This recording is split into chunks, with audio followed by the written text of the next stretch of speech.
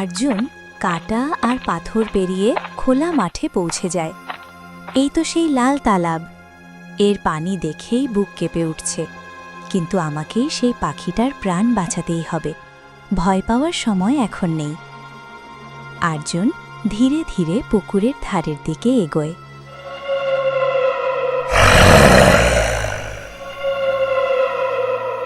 সাবধান, সেখানেই থেমে যাও। পুকুরের পানি থেকে ধোঁয়া উঠতে থাকে, আর তার ভেতর থেকে এক বিশাল আকায় রাক্ষস বেরিয়ে আসে। রাক্ষস, আমার নিজের প্রাণের ভয় নেই। ওখানে একটি ছোট্ট প্রাণ মৃত্যুর সঙ্গে লড়ছে। তার প্রাণ বাঁচাতে আমার এই পানি দরকার। পথ থেকে সরে দাঁড়াও। প্রাণ বাঁচাতে চাও? ভালো কথা, কিন্তু এই দুনিয়ায় কিছুই বিনামূল্যে পাওয়া যায় না। যদি তোমার এই লাল পানি চাই, তবে বদলে তোমাকে তোমার সবচেয়ে মূল্যবান জিনিস ত্যাগ করতে হবে। আমার কাছে মূল্যবান কিছুই নেই। আমি এক গরিব কাঠুরের ছেলে। আমার কাছে না আছে টাকা, না আছে সম্পদ, না আছে হীরা জহরাত। দেওয়ার মতো আমার কিছুই নেই। ভেবে নাও, মূল্য না দিয়ে যদি তুমি পানি নাও, তবে এখানেই ভস্ম হয়ে যাবে। সিদ্ধান্ত তোমাকেই নিতে হবে, ওই পাখিটির প্রাণ না তোমার নিজের সবচেয়ে মূল্যবান জিনিস। তুমি ঠিকই বলছো। এই মুহূর্তে আমার কাছে নিজের প্রাণ ছাড়া আর কিছুই মূল্যবান নেই। যদি কারোর সাহায্যের জন্য আমাকে নিজের প্রাণ দিতে হয়, আমি প্রস্তুত। তুমি আমার প্রাণ নাও, কিন্তু ওই পানি ওই পাখিটির কাছে পৌঁছে দিও। অর্জুন চোখ বন্ধ করে ফেলে। চোখ খোলো আর্জুন। তুমি প্রথম প্রশ্নের উত্তর সম্পূর্ণ করেছ পুত্র। কর্ম করে যাও, ফলের চিন্তা না করে। তুমি ওই পাখিটির জন্য নিজের প্রাণ বাজি রেখেছিলে, এটা না ভেবে যে তুমি কি পাবে। এটাই নিষ্কাম কর্ম। তুমি সফল হয়েছ। তার মানে আমাকে মরতে হবে না? আর সেই পাখিটাও, সেটাও ছিল আমারই মায়া, তোমার পরীক্ষা নেওয়ার জন্য। যাও, নিজের গন্তব্যের দিকে এগিয়ে চলো। এখনও 6টি প্রশ্ন বাকি। মাধব প্রতিদিনের মতো নাইনার পাথরের মূর্তির পাশে বসে আছে। চোখের সামনে নাইনার পাথরের মুখে ফাটল ধরতে থাকে, আর পাথরের স্তর খসে পড়তে শুরু করে। নাইনা, তুমি কথা বলছো? তোমার মুখ দেখো, তোমার মুখ ফিরে এসেছে। হে ঈশ্বর, এই চমৎকার কেমন সম্ভব হলো? আমার ভেতরে কিছু অনুভূত হলো মাধব। মনে হচ্ছে কেউ আমার জন্য খুব বড় ত্যাগ করেছে। আমার মধ্যে নতুন জীবন এলো। কিন্তু এটা কিভাবে সম্ভব হলো? কে প্রথম প্রশ্নের সমাধান করল? আমাদের ছেলে আর্জুন। সে গেছে নাইনা। ঋষির কথা শুনে সে তোমাকে ফিরিয়ে আনতে 7টি প্রশ্নের উত্তর খুঁজতে বের হয়েছে। আর্যন আমার শিশু। সে এত বড় হয়ে গেছে যে নিজের মায়ের জন্য সময়ের সঙ্গেও লড়তে বেরিয়েছে। কিন্তু মাধব, ওই পথ তো অনেক কঠিন। সে প্রথম প্রশ্নের উত্তর সমাধান করেছে। এর মানে সে অবশ্যই কোনো বড় বিপদকে মোকাবিলা করেছে। হ্যাঁ, কিন্তু সে তো তোমার ছেলে নাই না। তার মধ্যে তোমার শক্তি এবং আমার সাহস দুটিই আছে। আমার প্রথমে বিশ্বাস ছিল না, কিন্তু এখন তোমার এই মুখ দেখে আমি নিশ্চিত সে সেটা করতে পারবে। সে তোমাকে পুরোপুরি ফিরিয়ে আনবে। হে ঈশ্বর, আমার সন্তানের রক্ষা করো। সে অজানা পথে আছে, তাকে শক্তি দাও। সে থামবে না নায়না। সে তার গন্তব্যের দিকে এগিয়ে গেছে। এখন আমাদের শুধু অপেক্ষা করতে হবে। প্রতিটি প্রশ্নের সঙ্গে সঙ্গে তুমি আমাদের কাছে ধীরে ধীরে ফিরে আসবে। আর্জুন লাল তালাব পেরিয়ে এগিয়ে গেছে।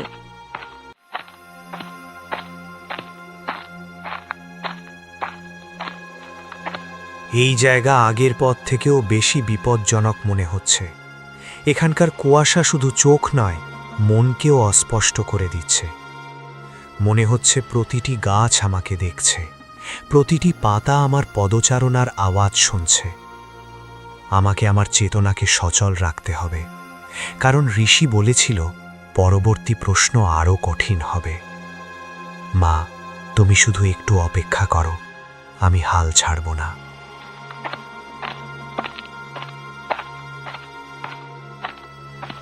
বাবা, আপনি এই ভয়ঙ্কর জঙ্গলে একা কি করছেন? আর কেন এত কাঁদছেন? আমি কি আপনাকে কোনো সাহায্য করতে পারি? আমি একজন ভ্রমণকারী, আর অন্যদের কষ্ট আমার চোখে সহ্য হয় না। বলুন, কে আপনাকে এই শিকলে আবদ্ধ করেছে? তুমি কি আমার সাহায্য করতে চাও, যুবক? এখানে যে এসেছে সে নিজেই সাহায্যের জন্য অধীর হয়ে গেছে। আমাকে কোনো মানুষ নয়, আমার নিজের রাগই এখানে বন্দি করে রেখেছে। বছর বছর আগে আমি আমার ভাইয়ের সঙ্গে ঝগড়া করেছি এবং রাগে তাকে হত্যা করেছি। তখন থেকে আমি এই জঙ্গলে ফিরছি। যদি তুমি এগিয়ে যেতে চাও, তোমাকে আমার ক্রোধের গুহা পার হতে হবে। ক্রোধের গুহা? যদি আমার গন্তব্য ওই গুহার ওপারে থাকে, তাহলে আমি সেখানে যাওয়ার জন্য প্রস্তুত। আমাকে বলো বাবা, ওই গুহা কোথায়, আর আমাকে সেখানে কি মুখোমুখি হতে হবে? আমি কোনো দৈত্য বা বিপদের সঙ্গে লড়ার জন্য প্রস্তুত, কারণ আমার হারানোর সময় নেই। দেখো, ওটাই প্রতিশোধের গুহা। সেখানে কোনো দৈত্য নেই। সেখানে তোমার সবচেয়ে বড় শত্রু তোমার অপেক্ষা করছে। যদি তুমি ওই গুহা থেকে জীবিত বের হতে পারো, তাহলে তোমার দ্বিতীয় প্রশ্নের উত্তর মিলবে। কিন্তু মনে রেখো, সেখানে তরোয়াল কাজে আসে না।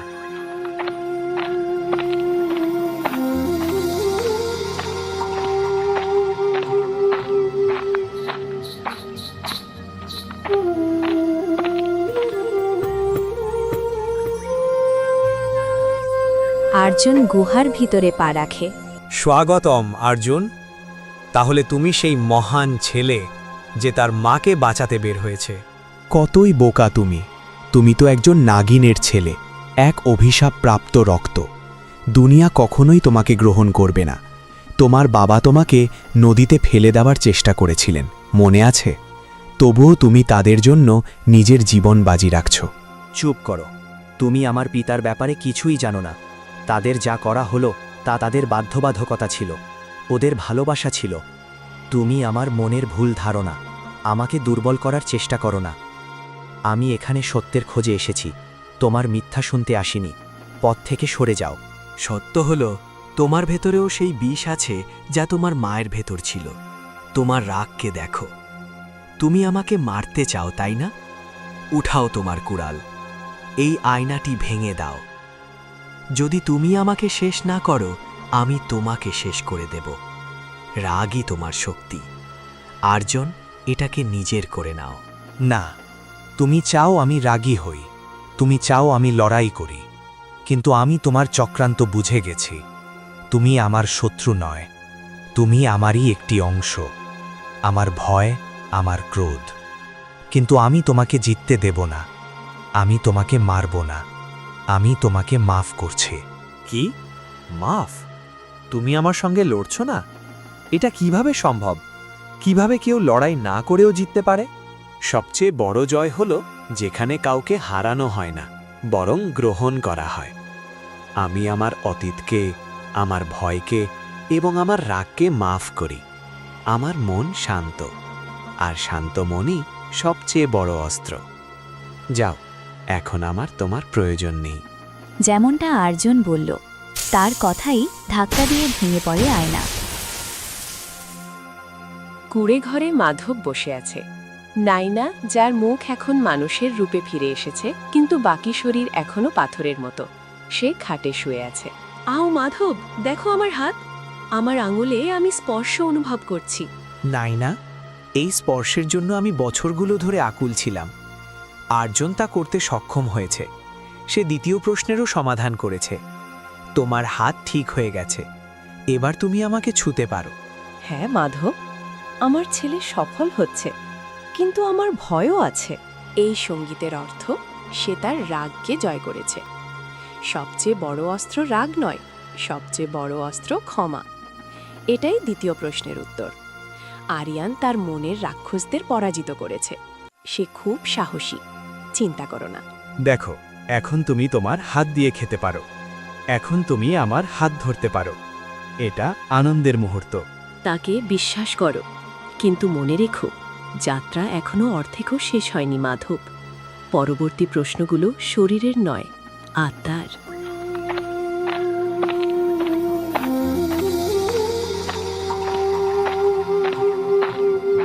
অনেকদিন ভ্রমণের পর আরিয়ান বন থেকে বেরিয়ে আসে। এটা কেমন জায়গা? এখানকার সবকিছুই সোনার তৈরি, দেয়াল, স্তম্ভ, এমনকি মাটির পাথরও। বিশ্বের সবচেয়ে ধনী রাষ্ট্র এমনই দেখতে হয়। তাহলে মানুষের মুখে এত হতাশা কেন? কেউ হাসছে না কেন? কেউ কথা বলছে না?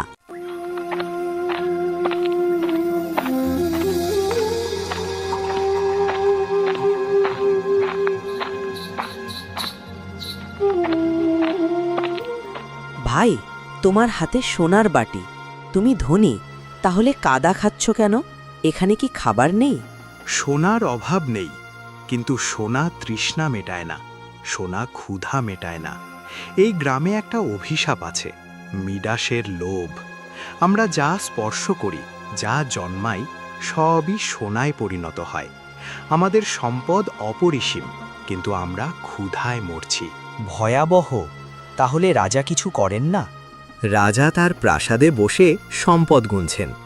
সে মনে করে তার কাছে সবচেয়ে বেশি সোনা আছে বলেই সে পৃথিবীর সবচেয়ে সুখী মানুষ। ভ্রমণকারী, যদি জীবনকে মূল্যবান মনে করো, লোভ তোমাকে স্পর্শ করার আগেই চলে যাও। আমি পালাতে আসিনি। আমার মনে হয় আমার তৃতীয় প্রশ্নটি এই সোনার স্তূপের মধ্যেই লুকিয়ে আছে। আমাকে রাজার সঙ্গে দেখা করতেই হবে।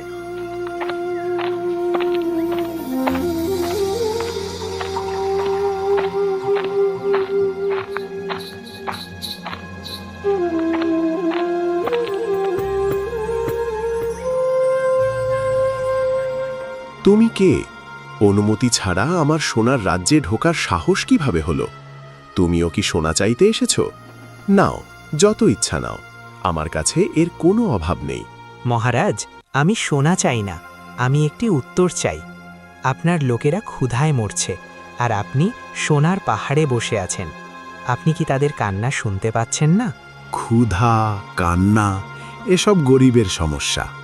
দেখো আমার কি আছে, ক্ষমতা, কর্তৃত্ব আর অসীম সম্পদ। আমার প্রশংসা করো, আমি তোমাকে এত সোনা দেব যে তোমার 7 প্রজন্ম রাজত্ব করবে।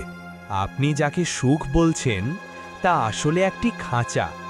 এই সোনা প্রাণহীন। প্রকৃত সম্পদ সিন্ধুকে জমা থাকে না, প্রকৃত সম্পদ হৃদয়ে শান্তি আনে। তুমি আমার সুখের অপমান করছো। আমি চাইলে এখনই তোমাকে মৃত্যুদণ্ড দিতে পারি, কিন্তু আমি তোমাকে একটি সুযোগ দিচ্ছি। আমার একটি প্রশ্ন আছে, পৃথিবীতে এমন কি আছে যা যত বেশি ভাগ করবে ততই বাড়বে, আর যত বেশি জমা করবে ততই পচে যাবে? ভালো করে ভাববে, কারণ তোমার জীবন এই উত্তরের ওপর নির্ভর করছে। উত্তর তোমার চারপাশেই আছে মহারাজ, কিন্তু তুমি দেখতে পাচ্ছ না। এটা সোনা নয়, এটা জ্ঞান, ভালোবাসা এবং করুণা। সম্পদ সঞ্চয় ঈর্ষা এবং ভয়ের জন্ম দেয়, যেমনটা আপনার ক্ষেত্রে হয়েছে।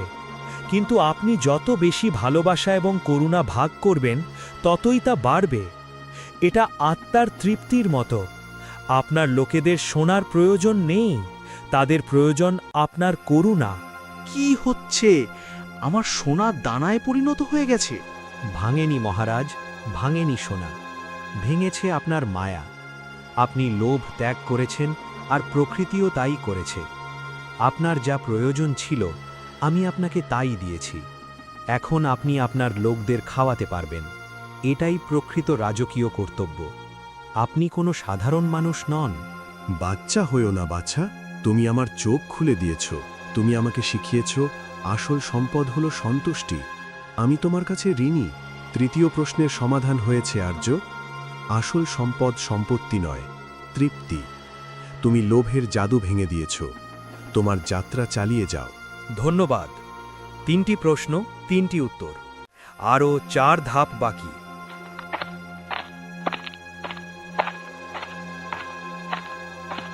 নায়না, তোমার হৃদয় স্পন্দিত হচ্ছে। সে আবার তাই করল। এমনকি তৃতীয় প্রশ্নটিও জিতে গেল। এখন তুমি অর্ধেক মানুষ। মাধব, আমি আমার নিঃশ্বাস শুনতে পাচ্ছি, আমার হৃদস্পন্দন অনুভব করছি। আমার ছেলে, সে সোনা আর লোভের জালে আটকা পড়েনি, সে তৃপ্তিকে বেছে নিয়েছে। আমি এমন একটি পুত্র সন্তানের জন্ম দিতে পেরে গর্বিত, কিন্তু এখন তার পায়ের তলায় মাটি কাঁপছে। পৃথিবী কি আরো বিপজ্জনক হয়ে উঠছে? এখন পর্যন্ত সে মন ও আত্মার শত্রুদের সঙ্গে লড়েছে, কিন্তু পরবর্তী প্রশ্নগুলো সম্পর্ক ও সময়কে পরীক্ষা করবে। তাকে এখন মৃত্যুর অভিভাবকের মুখোমুখি হতে হবে, আর সেই অভিভাবক কোনো দয়া দেখায় না।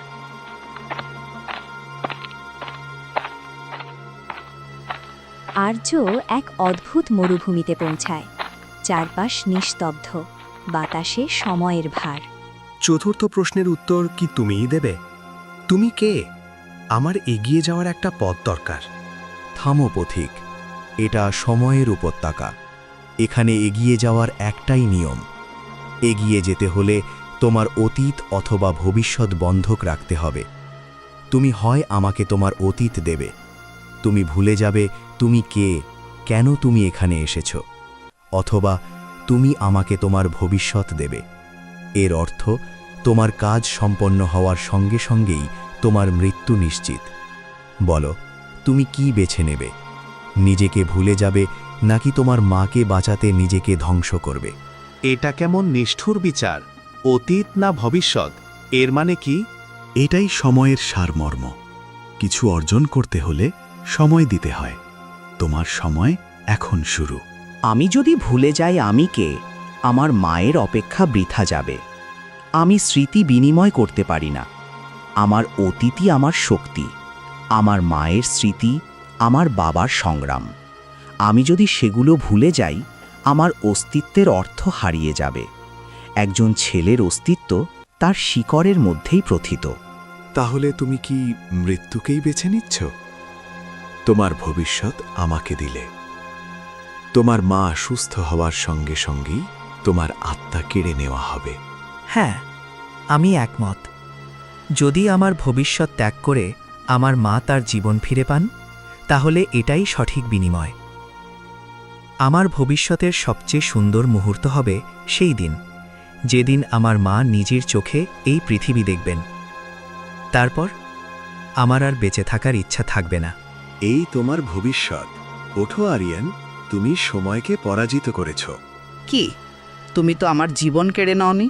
সময়ের চতুর্থ নিয়ম হল, যে মুহূর্তে কেউ মৃত্যুর ভয় থেকে মুক্ত হয়, সময় তখন তার দাস হয়ে যায়। তুমি বর্তমানের মধ্যে ধার্মিকতা বেছে নিয়েছ, তুমি ভবিষ্যতের চিন্তা ত্যাগ করেছ। তোমার ত্যাগই ছিল চতুর্থ প্রশ্নের উত্তর। জীবনের দৈর্ঘ্য গুরুত্বপূর্ণ নয়, এর গভীরতাই আসল। যাও ছেলে, তোমার ভবিষ্যৎ নিরাপদ, কারণ যে আজ জয়ী হয় সে আগামীকাল পায়। মাধব, মাধব, তাড়াতাড়ি এসো, আমার পায়ের দিকে তাকাও। আমার পায়ের আঙুলগুলো নড়ছে। আমি মাটির শীতলতা অনুভব করতে পারছি। আমি এটা অনুভব করছি। ও ঈশ্বর, এটা সত্যি। পাথর গলে গেছে নায়না, তোমার পা স্বাভাবিক অবস্থায় ফিরে এসেছে। আরিয়ান চতুর্থ প্রশ্নটিও জিতেছে। সে কালকে হারিয়েছে। মাধব, আমাকে ধরো, আমি উঠে দাঁড়াতে চাই। 20 বছর হয়ে গেল, আজ তোমার নির্বাসন শেষ নায়না। তুমি আবার নিজের পায়ে দাঁড়িয়েছ। আর মাত্র 3টি প্রশ্ন, তারপর তুমি সম্পূর্ণ সুস্থ হবে। কিন্তু আরিয়ান, ওকে খুব বড় মূল্য দিতে হয়েছে। সে নিজের জীবনকে ঝুঁকির মধ্যে ফেলেছে।